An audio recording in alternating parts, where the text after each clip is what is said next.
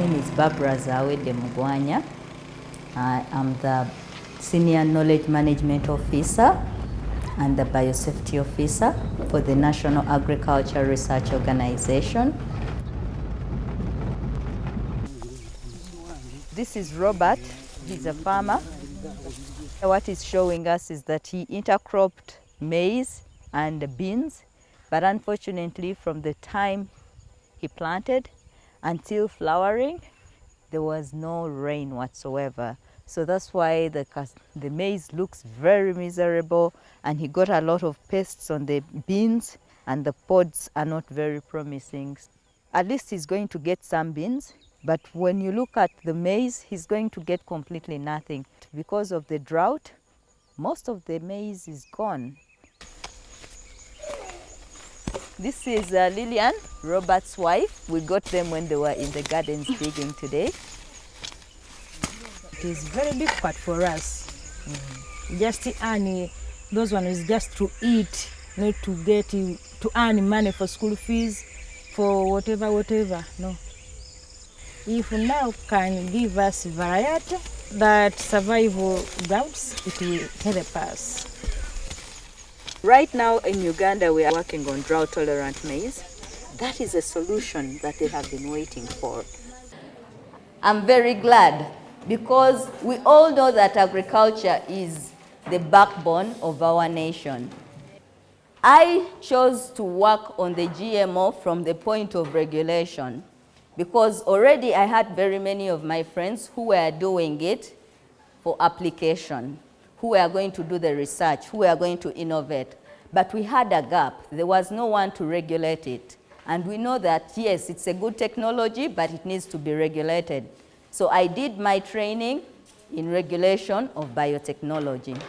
We have to make sure that you find a niche in agriculture where you can contribute. Many people think that agriculture is just about growing the crops. But if you do accounting, you can actually still contribute to agriculture. If you become a lawyer, you can contribute to agriculture. There is agricultural economics where you can then actually become an economist. We are always needing innovators. Please help us to innovate things that are going to help us add value to our products, okay? And if we are going to do this, we need to start thinking through new technologies that our mothers did not use, but that can now help us to increase what we produce, but also to help us advance the products that we get from agriculture. What we have been doing is to use the GMO technology where the conventional methods have actually failed. Right now we are 33 million Ugandans. But according to the predictions, by 2050, we are going to be 150 million Ugandans. So if these predictions are right, then the land we have, the arable land we have, cannot sustain us if we do not boost the yields. Then we have to accept to consider all possible technologies for the purpose of making sure that we can feed ourselves. Getting the Borlaug Leap Fellowship greatly helped me to actually define the career direction that I have taken.